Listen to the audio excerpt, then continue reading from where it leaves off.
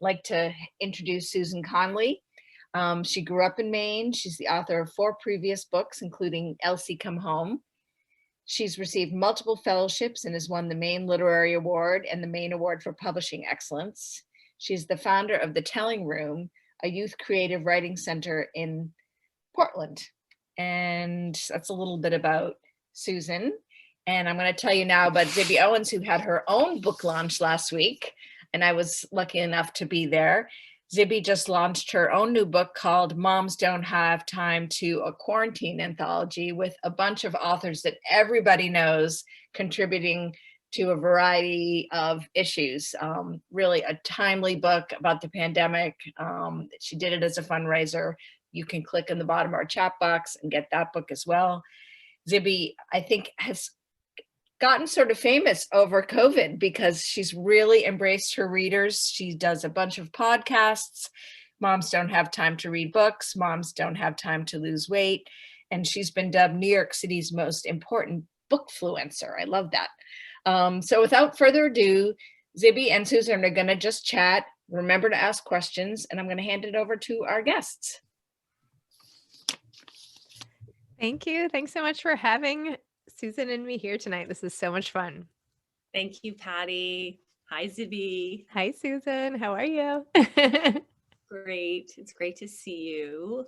Great to see you too. You refer all the time in this book to the characters' sons as wolves, and I have 2 of my little wolves sort of watching in this Zoom room. If you, so anyway. You'll see them pop up and try to distract me. So apologies in advance. No, I thought about them today. I was thinking about your wolves today. Well, why don't we start there? Let me talk to you about your story. Landslide is beautiful. You combine sort of commentary on the fishing industry and the environment, and you include all these themes of marriage and parenthood and everything. And yet it comes down to this family and one accident and the effects that can have that pervade really everything. So the most important, why call kids wolves? Tell me about that. Let's just start there. Well, it's actually it starts as the obvious reason, sort of boy, pack, devoted, cubs. But then as the book goes on, I think it plays with this idea of wolf, and it kind of turns it on its head, because the boys are actually super loyal and incredibly big-hearted. And then you think, oh, wolves are like that too. And so this whole idea, I don't know, it just keeps growing. And I can't tell you how many people have really resonated with boy wolves. A lot of moms, a lot of moms. Very true. You talked in this book about the mom not wanting to be a try-hard, and I was just wondering, is this the type of parent? Tell me about how similar and different are you from Jillian in this book?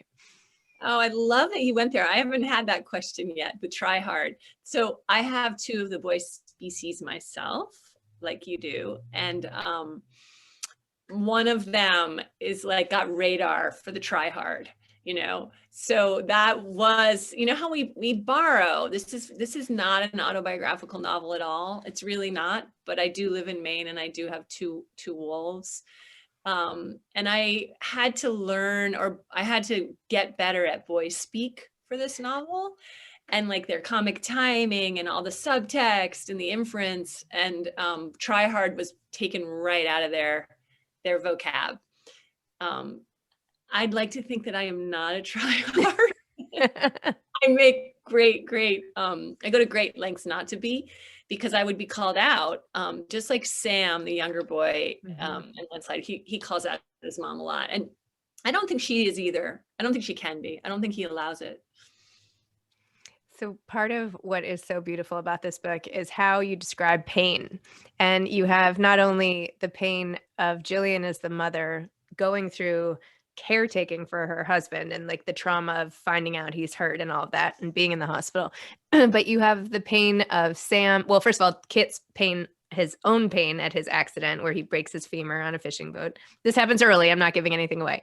And then the pain of Sam, who loses his friend, and the pain that then courses through the family as a result of some of these accidents. And it speaks to sort of life, you don't know what it's going to throw at you. Tell me a little bit more about how you wrote about pain and where perhaps that place of pain comes from in your own history. Mm. So I wanted to show people really struggling here on the coast of Maine. I mean, they could have been anywhere. People that may not be able to continue doing what they love, and sort of claiming that identity. And so then suffering, right? One of the questions I was really asking in this book was, does change equal suffering?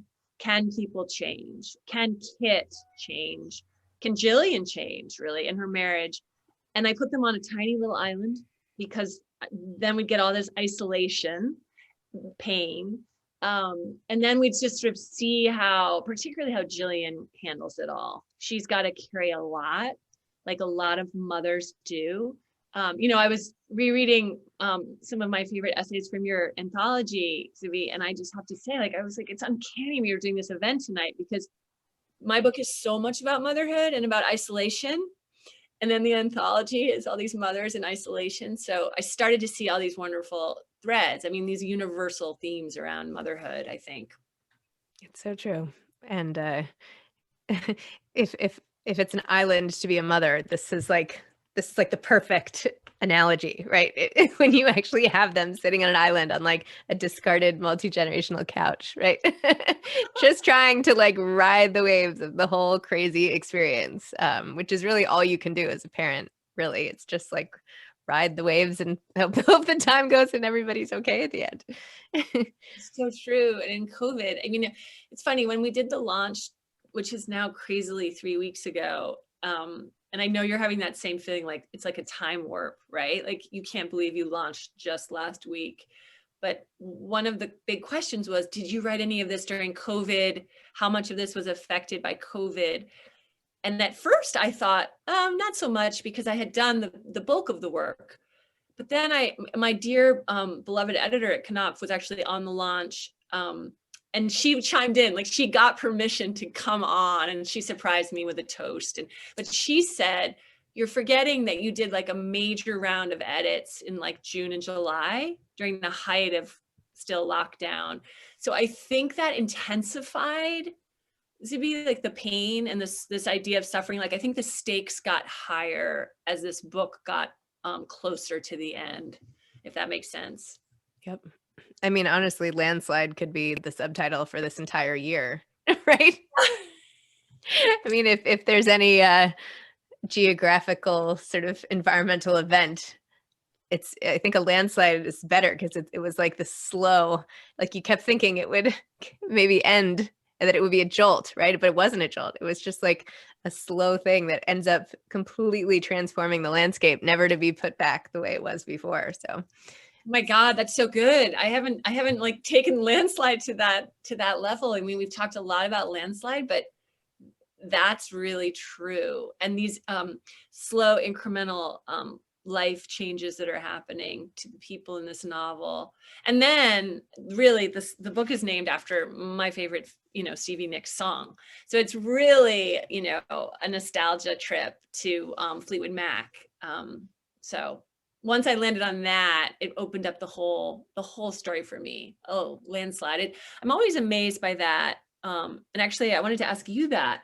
Like when I took landslide as a metaphor and I put it on this story, all these things happened, right? I could see all these climate change issues and identity crises. And I'm thinking, I remember when you started asking writers and friends to think about essays.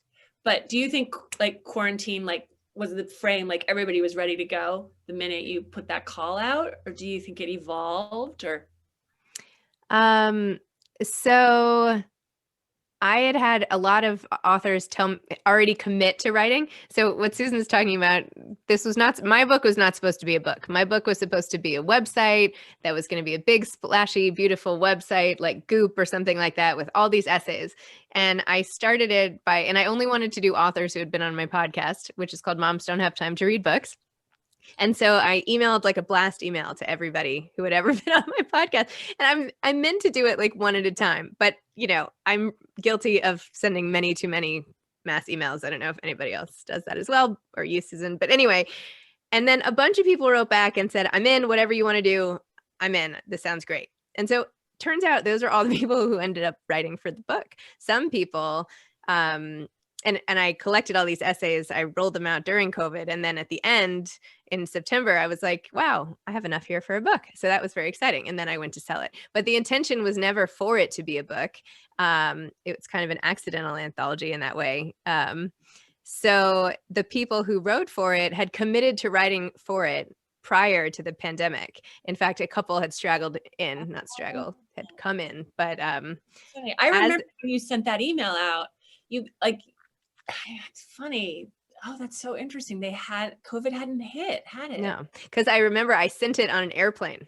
Okay. I was like, I put it on that, what do you call, like, I can't even remember what it's called. The thing where when you're on an airplane and you get Wi-Fi, that thing. I turned that on and sent the email.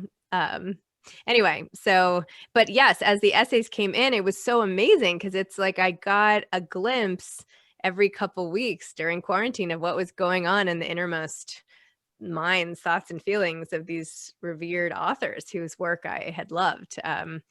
So earlier today, somebody asked me if the essays from later in the pandemic had a very different vibe than at the beginning. And I didn't really have a good answer for that. So I'm not sure why I'm bringing it back up, only to say that it made me start to think, had the essays really changed?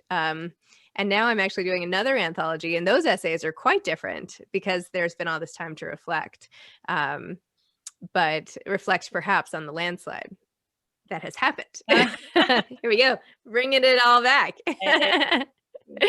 So yes, that's kind of how my book happened. When did you think of the idea for this book? Here I am at my 5th book, now in my 50s, and I had not written about Maine yet. And I'm 4th generation Maine.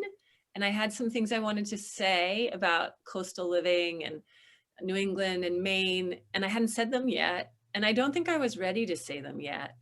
I also had those wolves of mine, and they were getting older, and I felt like I spoke wolf or I spoke boy. And I had some things I wanted to say there too. And it's funny, my very first book was a memoir, and it was set mostly in China because I had taken my 2 boys there. And it ended up being, like most books, a book that sort of went out of my control. I wanted it to be a humorous book about 2 American boys in China. And then actually I got cancer and the book changed dramatically, and I'm very much fine now. But, the book had to change so much. But it was very much about those 2 boys of mine. And it had a lot of humor in it. And then what I wanted to do in the perfect world, I would have written another memoir about those 2 boys, because I had learned so much that was unexpected about being the mother of teenage boys. There's just so much that we don't know unless, I think we have that species. But you can never write a memoir about teenage boys if you're the mom. It's just verboten. It's not allowed. So instead, I moved entirely into fiction, left my boys far behind, created amalgamations, I say, of like all the wolves that have come in and out of my house, all the like hundreds of wolves. And I really had some fun with it. And I was ready finally to say, hey, that Maine that I grew up in the 70s, it's really different now. And here's how. And like, I wanted to just put a spotlight on it. I recently saw this movie, I never have been to Sundance. I will probably never go or be invited or whatever. But because of the pandemic, somehow we got like a screener thing where we got to watch it at home a couple weeks ago. And it was all about the fishing industry, and it was called Coda. And it was called Coda. And it was really about the demise of the industry and how the fish used to get a certain price. And then it was like a referendum on the industry and how hard it was to make a difference. And in the movie, the main characters decided to do something about it, blah, blah, blah. I won't give it away because it hasn't come out yet. But I was thinking about that movie, and those are the images running through my head as I read your book, because you see them out on the water and you see them haggling at the dock and getting cheated out of all this money. And you see a bunch of the fishermen at like a town hall meeting trying to protest the practices. Anyway, like I feel like you need to do, when it comes out, like have a screening and give away a book or something, because there's now it happens that in this movie 3 of the family members are deaf, so there's like a sub theme as well. Anyway, enough about the book, but I think the whole fishing industry is like representative of so much change, right? And it's just one example. So tell me about your own relationship to the fishing industry and like how it's tied so closely to your Maine experience. Well, it's funny. It's hard to escape fishing in Maine, even when you live inland. I just did an event just the other night with a wonderful writer named Carrie Arsenal, who actually wrote a book called Milltown. Carrie's a good friend of mine. And we realized that a lot of the things that I was saying about fishing, she was saying about the mill. And the same idea of like super identity-based work that's changing, like under our very feet, while we're watching it. But I'm a coastal person, and my family is 4th generation of the same kind of mid-coast town. We weren't in fishing, but fishing was all around us. So like beloved, best friends of the family, fishing, lobstering. So, I mean, you didn't have to look anywhere to see fishing. And I think one of the big aha moments for me was the fishing village that I grew up next to, slowly before my very eyes became like a tourist town, like a tourist village. And it was a stalwart fishing village. I mean, it was just hardcore, so many generations. And I thought, where did they all go? And where did that fleet of trawlers go? And that's what started me. I sort of say that I had 2 trains going. I had fishing going in this novel, and then I had Jill on an island with those 2 teenage boys. And then how to sort of the idea of family is what cohered them. The idea that you could, make the father the fisherman. That's where I got my, my hook, I think, into the family. No pun intended on the hook. No. Okay. I'm just going to look for meaning behind all the words you say. So be careful. That. No. Why you do this book thing? Wait, can we go back to your memoir, which I am embarrassed to say I have not read, and now I desperately want to. I did read Elsie Come Home, as we talked about it last year, or whenever, 2 years, 3 years ago, and we discussed it for the podcast. And that was also beautiful, and a mother going through a whole lot of stuff as well, and how she handled everything. But tell us the name of the memoir and a little bit more about writing it and what that was like to have that be your first book. Oh, thanks. Yeah. So that was my first book with Knopf. I've been lucky to be at Knopf for all of my books with my same beloved editor. But that was my first one. So it was very, very personal to come into that publishing house and meet my editor and say, sort of, here's my story. The Foremost Good Fortune is the name of that book. It's fascinating. I'm sure we have some writers with us tonight. It's very interesting to have your first book be a very personal memoir. I mean, all memoirs personal, but when you really open up your cancer story, you're basically like, reader, come on in, take a seat. And I have a beloved writers group that I've been in for like 15 or 20 years. And I remember giving them a draft of that particular memoir and thinking that it had like wrenched open my heart and soul. And they were like, well, that's very powerful, but can you go back in now and like do the surgery scenes? Can you make it even more personal? But I will say that that memoir, Zibby, I wouldn't call it a cancer memoir. I really would call it a memoir about 2 boys and a family. And I clearly like writing about boys. I have them and I'm curious about them. I'm curious about how boys, and this is like a big theme of Landslide. And I don't think it's just a boy-centric book at all. But I'm curious about this sort of what I call like the underselling of boys, or the sort of the discounting of boys, like, oh, boys, even people that I know and love who don't have boys or don't have children are particularly like thrown off by boys, So in this novel, I really wanted to look at how big-hearted boys are and how vulnerable they are. It's true. I think there's so many stereotypes that get thrown around. I have 2 boys and 2 girls, and they don't always fall where they're supposed to, and on any spectrum. And, emotionally, physically, not that they're not all fantastic, but they're not textbook, and because no kids are textbook, and gender is not a textbook after all. And I think the good thing about today's kids, let me talk from my perch in my mid-40s here, but everything is so much more fluid and acceptable than it used to be when we were growing up, I would say. They have a whole thing at school now about, oh, mom, blue is not a boy color. That's like a long outdated assumption, blah, blah, blah. I'm like, what? You're in kindergarten. What are you talking about? Right. So I love that. Yeah, they're at least at my kids, New York City schools, they're making a big point about what is not necessarily male versus female and all of that, which I think opens up the door for some of the things that men traditionally we haven't highlighted as much about men, but are like the greatest parts. So I think well, that's really interesting, because if you think about it, in Landslide, there's this grandfather, Jimmy, who's super traditional. And so he's bringing all this masculine sort of trope stuff, all this stereotype stuff. And Jillian, the mom, is really fighting back against that. But Sam, the 16-year-old, he reveres his father and he reveres Jimmy.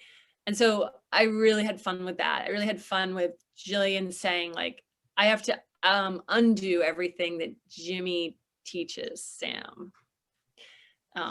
So, because Sam doesn't even want to go to college. He just wants to be a fisherman.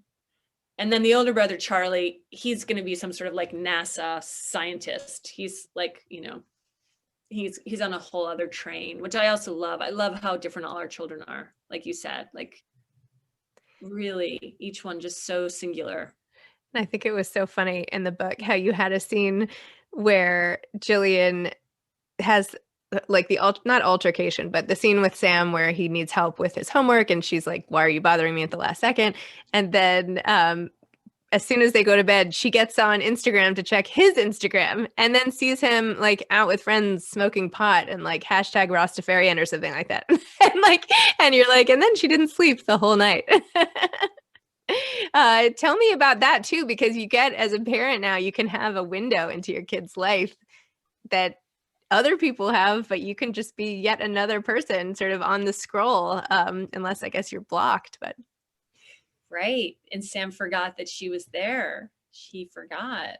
I think it's fascinating what, kids are showing of their lives. And I definitely wanted to unpack Instagram a little as suddenly I find myself almost in my mid 50s and I am new to Instagram. I am, as I say to my kids, I got a cell phone, I think when I was 40, like a smartphone, this is not my language. But it's part of their DNA, as we know, right? So the idea that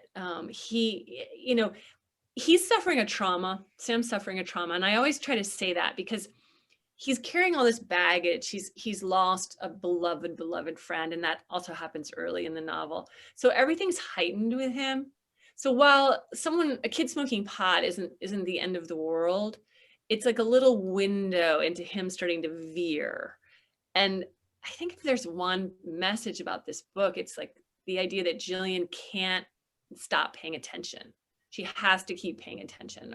Or will she lose Sam? Will she lose Charlie? Will she lose the emotional connection? And would she actually physically lose Sam? Will he just kind of, he's like a flight risk.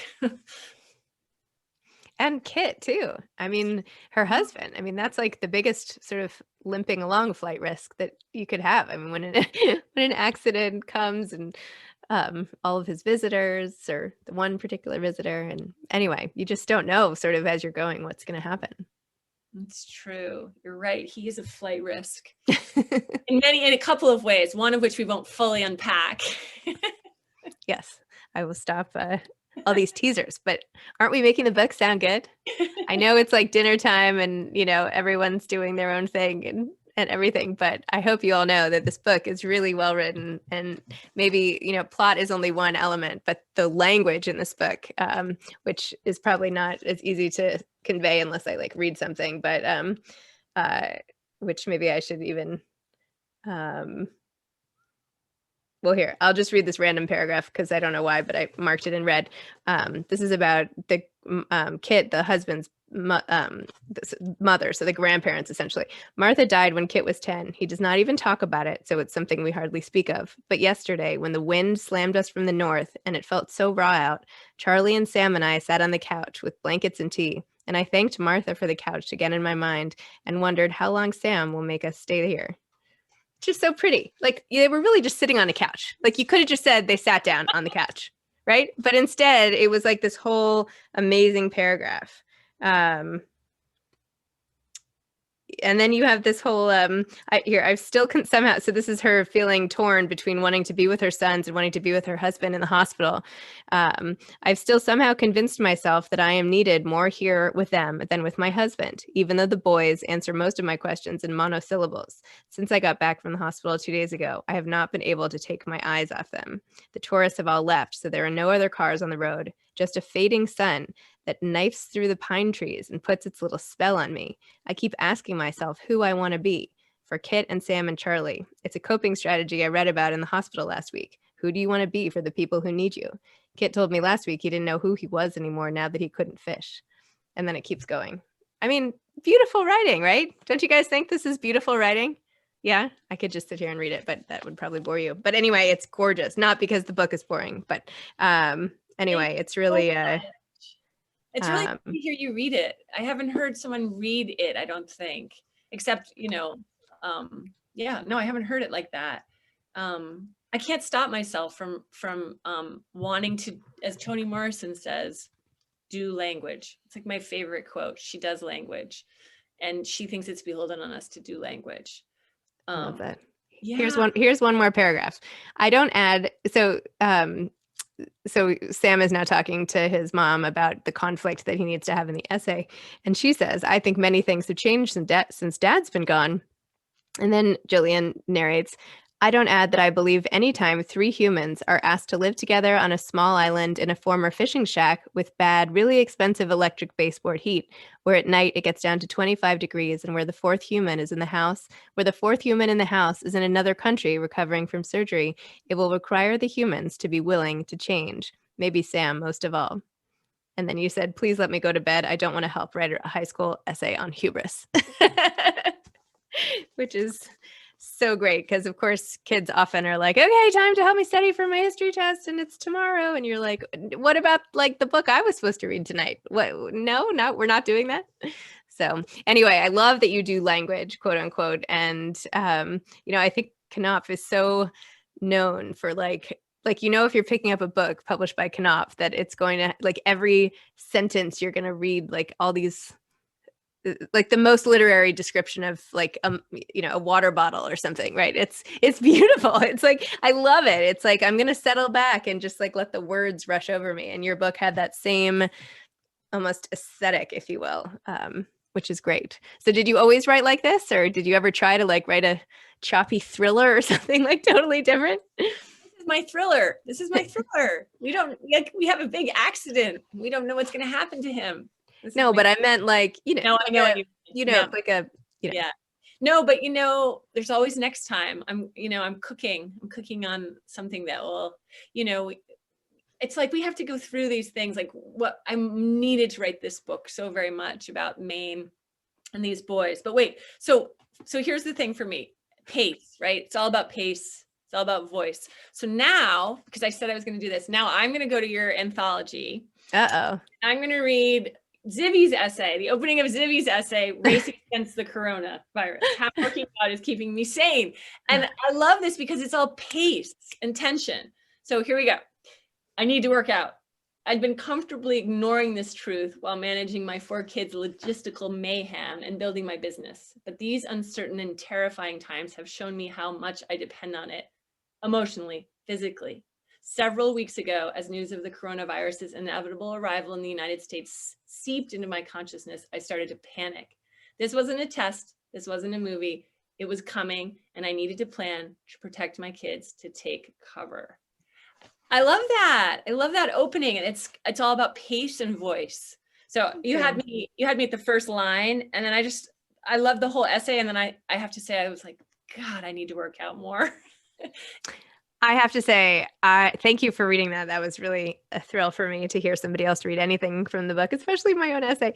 I think I worked out like maybe 4 times the whole time I was in quarantine, but it makes it sound like I was running, marathons. I did run a lot in the beginning because I was so panicked and that like fight or flight took over. But I don't know. I probably ran once a month or something as we all got very firmly situated inside. But anyway, yes, I should reread it and remind myself to exercise. That would be good. Well, it's just also just the sentences and this kind of, I like these, you do short and then long. I mean, sorry, there's the writer teacher in me cannot stop, but I had to run then urgently. Like, I think what this is all about, and this is what I was trying to do in Landslide too, is tension, right? So it's not a thriller. My novel is not a thriller, but I'd like to think on a good day that there's a lot of tension because of the language. So interesting. Yeah. What's like the most rewarding when you've taught writing, that thing that's happened? Is there something that like you helped shape an essay and then it ended up in some publication, or it changed someone's life to have it be able to get their thoughts on paper, or something like that?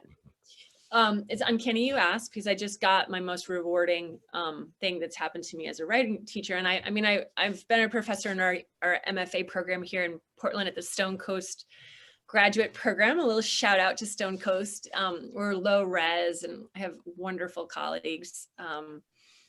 But what happened when we went into lockdown is my dear friend and writer Lily King actually said to me one day, and I know that you know Lily, and she's been a champion of the anthology. She said, hey, you should, and we're in a writer's group together, and she was like, will you, and we've taught a lot together, but she was so casual about it. She was like, would you just like teach something online? Because I need to like take some workshop online. I need to do something online. And I was like, oh God, no, like, don't make me do that. Because I knew that I should. I knew that having started a youth creative writing center here in Portland, I was inching towards starting an adult one. And I even had a lease in this really cool studio. And my dream has not died yet. It's just on pause. But I launched some workshops. They were very well attended, and they were very intimate. I mean, in the sense that people wanted to be in them, and they were long, like 10 weeks. And then I re-upped. We did another 10 weeks. And then this weekend I got an email from one of the beloved members saying that the group, I knew this, but I didn't know how tight they were. The group has stayed together now since like from inception, and they meet every week, and they're so tight, and their magical things are happening. And they run from like age 50 to age 80. And the 80-year-old woman read something this weekend apparently, and everybody did a lot of crying, and it was sort of transformative. And for me, that's the power of story, right? So I was really glad that I started those workshops, and I just think we're all dying for community, right? So that's my favorite writing teaching moment, I think. I mean, who knows? Maybe all of us here on the Zoom are going to stay together and go to Zooms every night for who knows, right? Are we all ready? Are we going to just like keep Zooming every Tuesday or Monday from now on? Who knows where this will go in a year? No, well, I'm kidding. But you never know. You never know. And Zoom has an intimacy. I mean, I feel like I'm kind of in your office with you, your beautiful office with you. You basically are. You're more in this office than anyone has been, except for, my kids and my husband, who are also, I was telling Susan before the Zoom started, I just got over having COVID and I'm on day 12. Day 12. But for the first 9 days I was in bed, and on day 10, Saturday morning, I woke up and suddenly had energy again, and I could get out of bed for the first time in 9 days. And I was so relieved, because I was starting to worry I wasn't going to get better, which I know sounds ridiculous, but until you get better, you just never know if you're going to get better or not. And I was like, well, maybe I'll just have all this like vertigo for the rest of my life. And what then? And then of course you hear stories like, oh, I've had vertigo my entire life. And you're like, what? No. Anyway, point is, I woke up Saturday morning and I came in here and I was like, oh my gosh, I have energy. I think I'm going to be myself again. And for whatever reason, I took every book off of every shelf and I made this beautiful wall of books. And I'm like so proud of myself. So I didn't stop working for like, I don't know, 6 hours, except to have a bite of lunch, which I started to taste again, which was great. And now, you know, I had like a migraine for 5 hours after, but I was like, it doesn't matter.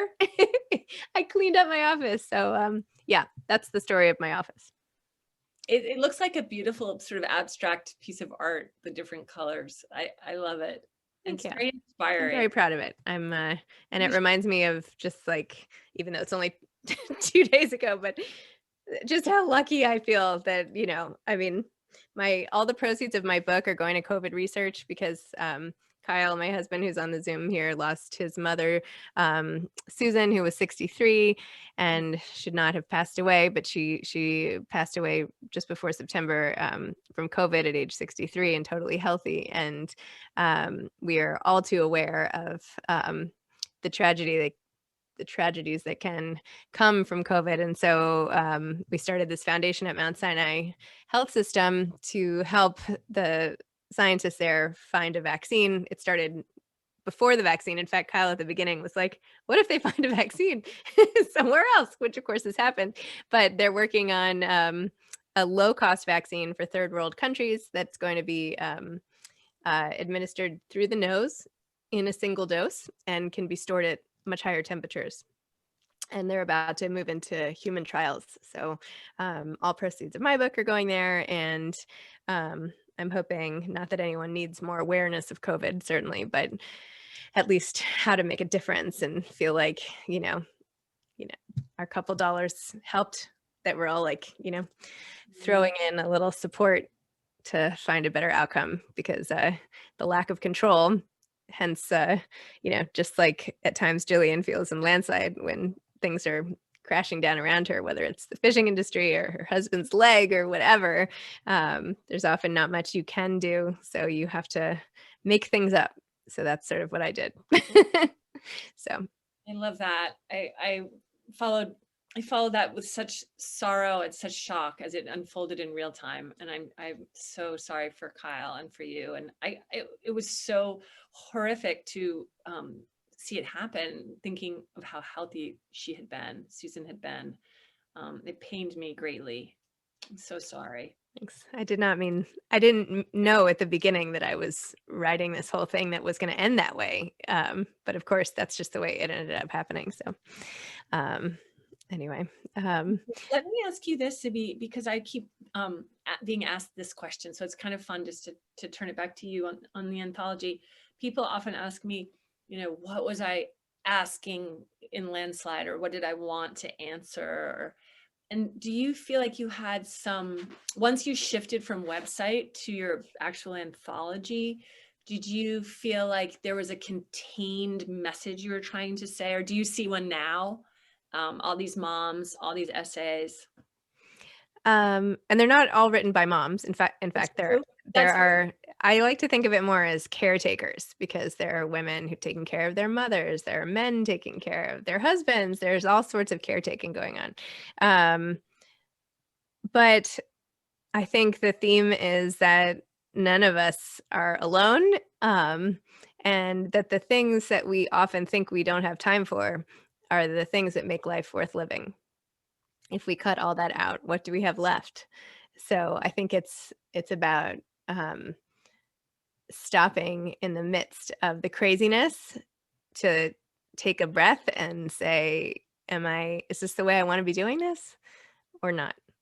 So I'm hoping that the sort of tongue-in-cheek way that I present the essays and my whole brand, to be honest, it's really about life. It's really about like taking advantage of life and getting the most out of it somehow, not to sound cheesy, but you know, if we cut out food and exercise and sex and whatever, there wouldn't even be any people left, right? I mean, what we would, so yeah, My next anthology is going to tackle 5 more topics. And that's coming out in November. And those topics are moms don't have time to sleep, lose weight, get sick.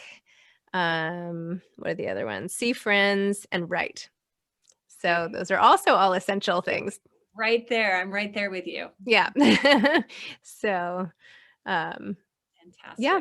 So I guess that's sort of the main message. What is your main message? And then maybe we can. God, you're good. You're good to turn it right back to me. That was so well said. That was so well said. Mine would be, you know, can we change? Can we change really without suffering? What does the inner life of a teenage boy really look like? What is a family? What is a family really? What is this, you know, when we unpack it?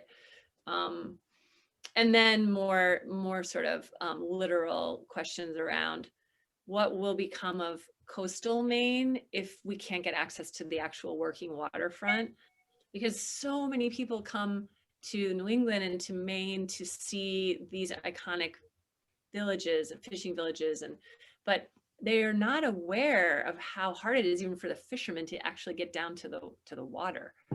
And what's happening here now is there's a lot of attention being paid to this, and I'm actually going to be doing a number of events in Maine around this issue.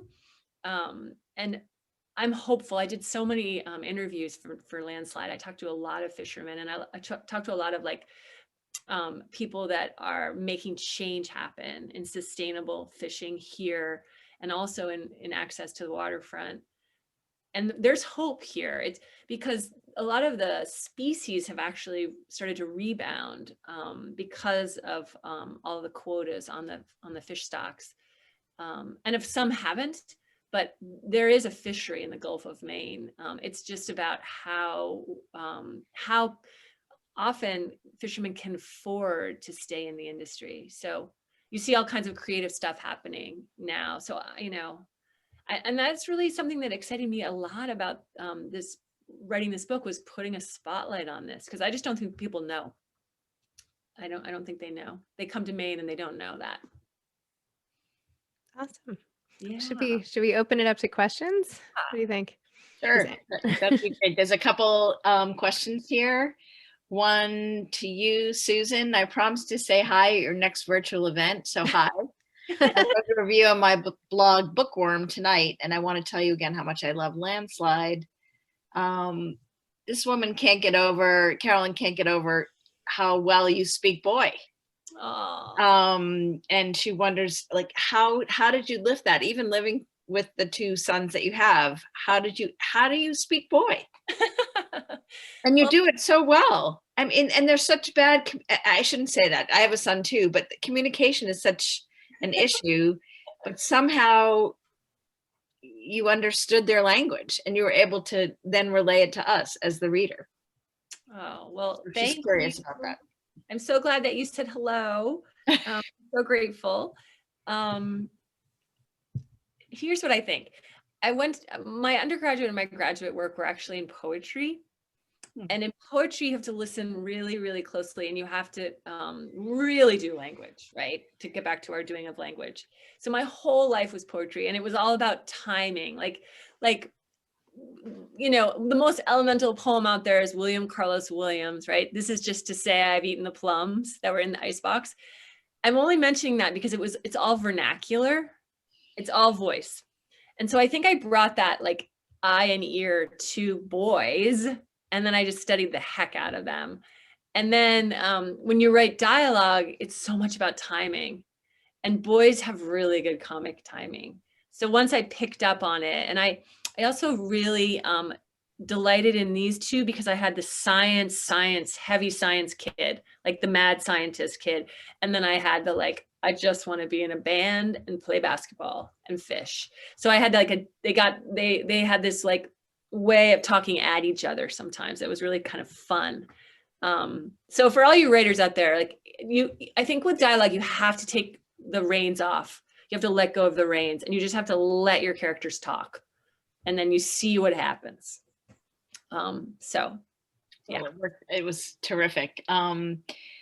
This is a tough question to both Susan and to Zibby. Both authors know I love their books and them. It's clear you both love storytelling. What story has not been written yet that you'd love to read? Zibby, you go first. Wait, I want to know who said that. Take a pass on that. That's a hard one, but it's a thoughtful question. Who's the question from? It's from Samantha. Hi, Sam. What book has not been written that we want to read? That's a really good question. While you're thinking about that, I'll throw another question out because that's. I don't have an answer. Do you have an answer to that, Susan? That's such a good question. No, It it's is so a good hi, question. Sam. It's so nice to meet you here. I always say when I'm teaching workshops that all the stories have been told, and it's our job to tell them new, right? So, I mean, if you really think about it, I mean, it's an idiom, but really all the stories have been told, like in some way or another. And yet, like, I'm really, really drawn now. Like, I want to go back. I'm leaving boy in my mind now in my writer's world. I want to go back to women and girls. And I want to look at like power and when girls actually have agency and power and young, like teenagers and young women. I want to go into that world now. But I can't tell you anything more than that. Like, I don't know. I know some things, but that's all I'm going to say. I don't have a really good answer either. I think that was an excellent answer. I think all the questions coming in are what books are on your bedside table, and also what book in 2020 should have gotten more attention.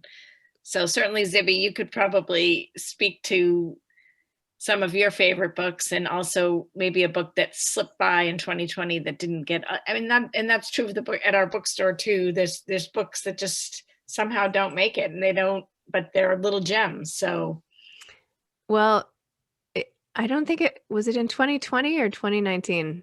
There's a book that slipped by that I loved. It's called What is Missing by Michael Frank.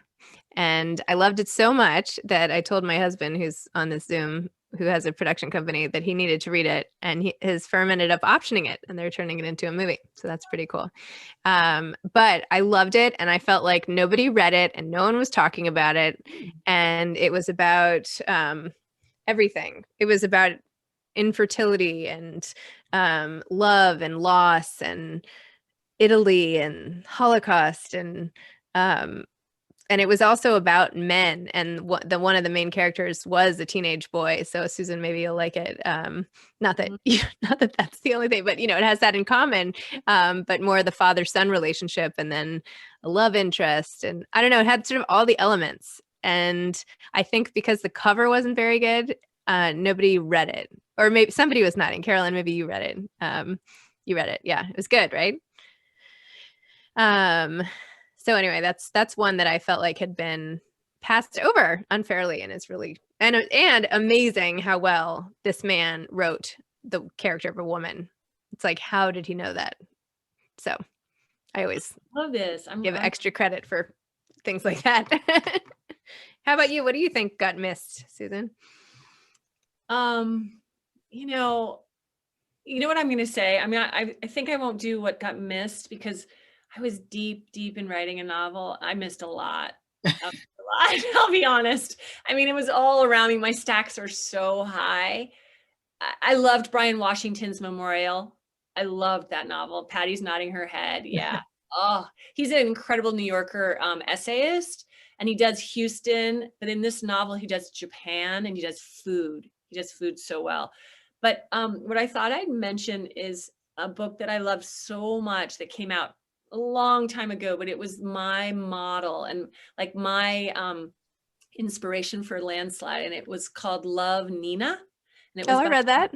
Nina Steve, and I have that somewhere. She's like a big publisher now in London, but in this book, it's just a memoir. She's a nanny. Mm-hmm. She learns how to speak boy. She's taking care of two boys, you remember? And they just talk. You just talk, and it's very funny and very wise. And anyone I give this book to, they love it. So its title is actually not that great, Love, Nina, but it would be like the closing of a letter, Love, Nina.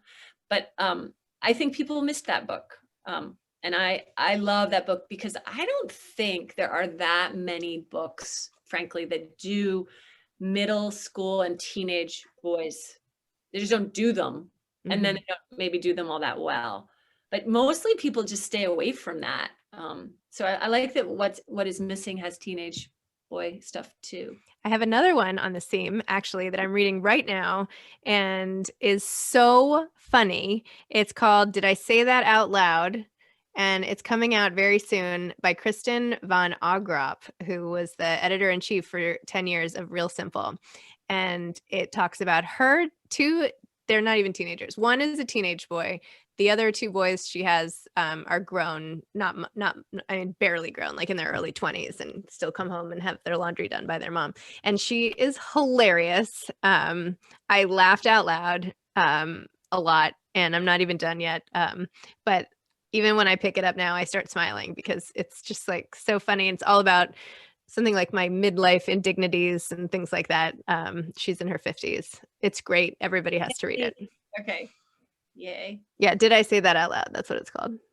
Nice. So pre-order. And all these books, I want everyone to see there's easy ways to click on your chat box and get either pre-order books coming in, like the one that Zibby just mentioned, or Love Nina, or What is Missing.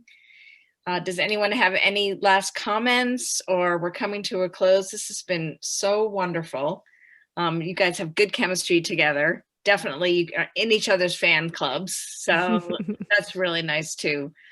Any other last words or chat? Susan, where do you go next on your next virtual book tour? I'm in the heart of it. I'm in the heart of it. So I do a lot of events this week. And then a highlight for me will be next week. Last time I went down to Key West to Judy Bloom's amazing store in Key West. But this time Judy and I will just do a virtual event. But that'll be always a highlight for me because she is one of the reasons why I write. Because of Are You There, God, It's Me, Margaret, and on and on. And then I'll finish up with I'm very excited. We're doing a statewide Maine library event with like dozens and dozens of Maine libraries, and Rick Rousseau and I are going to talk about Maine and writing Maine. So those are my highlights in about 10 days, 2 weeks. And I know, Zibby, you've got a lot going on too, right? I do. I have, I think I have 5 or 6 events this week. And my next one is tomorrow at 11 a.m. with the Temple Emmanuel Stryker Center with Janine Cummins, who wrote American Dirt. So that should be very interesting, as there was a lot of controversy around that book, which she is happy to discuss. So that's tomorrow at 11. And then tomorrow night, I'm going to Austin, Texas, not really, but virtually, to do one of the themes of the book is working out. So I have 3 authors, Jill Santopolo, who wrote The Light We Lost and Everything After, which is just coming out now, and also More Than Words, and Christina Geist, who's written 2 children's books, Buddy's Bedtime Battery and Sorry Grown-Ups, You Can't Come to School, something like that. And then also Bonnie Sui, who wrote Why We Swim. And the 4 of us will be in conversation tomorrow night at Book People in Austin, Texas. And if anybody wants more information about my whole week of events and more, go to zibbyowens.com. And I made it really easy, and I put it all right on my homepage with links. So for my kids and my husband and my mom and whoever else, Miriam, I'm like, here you go. You cannot, where are the links? You just sign up on my homepage. You cannot miss them. So they're there for everybody else too. Zibby Owens. Susan, is there a way we can follow you on your book tour? SusanConley.com. Yeah, it's the links problem. It's so wild. Everybody has gotten used to Zoom, but then they're all like, to me, Zibby too, like, where are the links? Where are the links? And it's always, where are the links? On my website. They're right on my website. Sometimes I'll even have in the Instagram, I'll say link in bio, and it's right there, and people will write, but where's the link? I had that today. Yeah. I posted about this. Like, well, how do you sign up? And I'm like, I just said it. I said it. It's in the link in bio. It's on my website. Oh, we're You can doing go to well. the store. I don't know. Find it. Find these links. I didn't know what Zoom was a year ago. In the link in the chat box is a very easy way to purchase Landslide. I encourage everyone to read this. It's actually, there's a little something for everyone in this book. It's beautifully written, and you mentioned Lily King and Judy Blume. Clearly, they blurbed about your book and loved it. So please go to your independent bookstore, purchase a copy. Thank you, ladies, so much for joining RJ's and BookHampton tonight, and hopefully we'll see you soon.